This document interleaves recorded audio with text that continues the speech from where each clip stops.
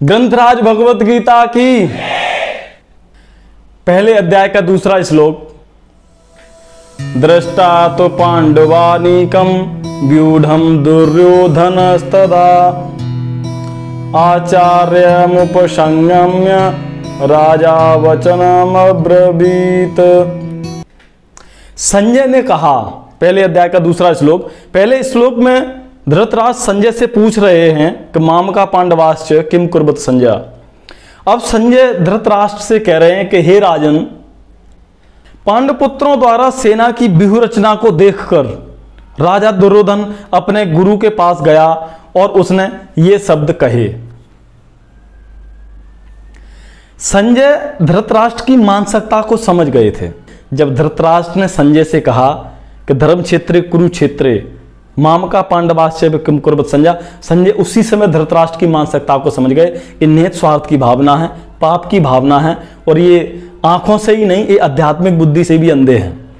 धृतराष्ट्र आंखों के साथ साथ आध्यात्मिक जीवन से भी अंधे थे। आध्यात्मिक जीवन जैसे कहते हैं उसकी तो हिये की फूटी है, उसको तो कुछ दिखाई नहीं देता, यानी कि वो आध्यात्मिक जीवन से अंधा है, बुद्धि विवेक से वो अंधा है, वो सही और गलत की पहचान नहीं कर सकता।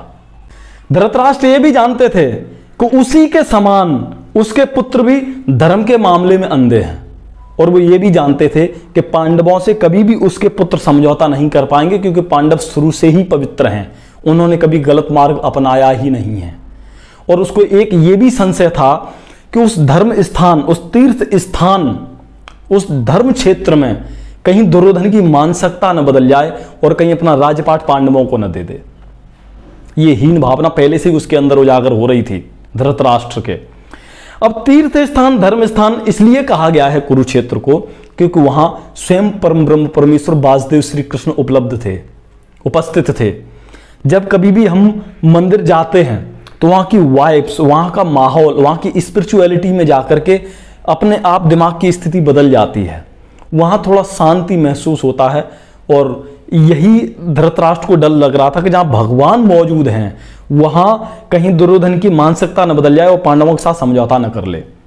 इसलिए धृतराष्ट्र को संजय समझा रहे हैं कि हे राजन, आप परेशान मत होइए, आपका पुत्र दुर्योधन अपने गुरु द्रोणाचार्य के पास जा तो रहा है, लेकिन वो कोई समझौता करने नहीं जा रहा। आपको इसके बारे में परेशान होने की जरूरत नहीं है।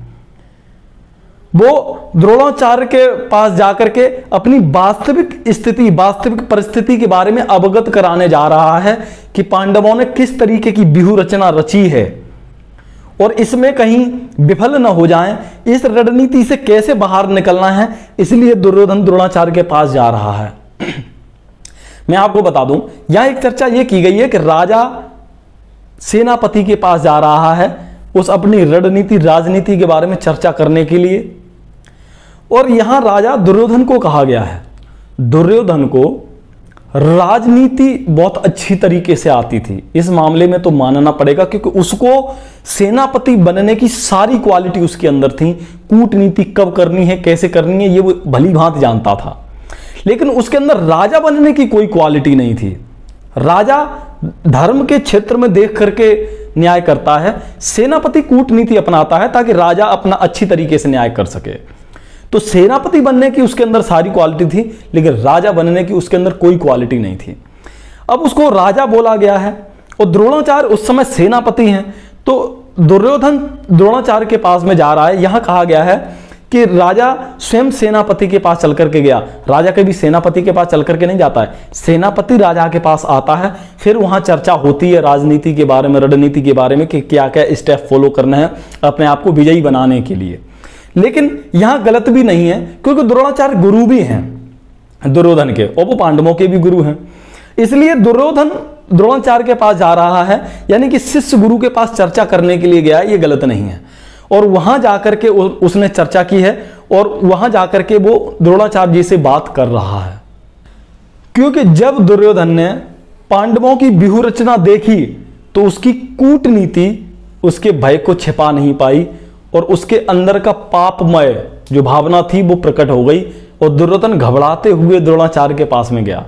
अब द्रोणाचार्य के पास में जाकर के वो गुरु से क्या चर्चा कर रहा है, ये अगले श्लोक में आपको बताऊंगा। पहले अध्याय का 30वां श्लोक होगा। इतना पावरफुल श्लोक है वो, इतनी पावरफुल स्ट्रेटजी उसमें समझाई गई है कि वो टीचर्स और गार्जियंस के लिए बहुत महत्व रखती है। अगले एपिसोड का इंतजार करना, मैं लेकर के आऊंगा भगवत गीता के पहले अध्याय के तीसरे श्लोक के बारे में, मेरा वो तीसरा एपिसोड होगा। तब तक के लिए हम आपसे विदा चाहते हैं। क्या बात हुई दुर्योधन और द्रोणाचार्य की, अगले इस एपिसोड में आपको पता लग जाएगा। तब तक के लिए हम आपसे विदा चाहते हैं। ग्रंथराज भगवत गीता की